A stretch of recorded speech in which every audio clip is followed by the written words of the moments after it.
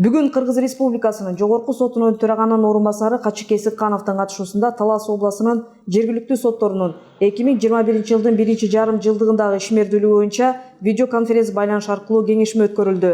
Кеңешмеде Талас облустук сотунун төрагасынын орун басарлары биринчи инстанциядагы ар бир судьянын сот адилеттигин жүзөгө ашырууда иштерди кароо сапаты, анын ичинде апелляциялык тартипте даттанылган соттук актылардын бузулушунун өзгөртүлүшүнүн себептери боюнча маалымат менен тааныштырышты.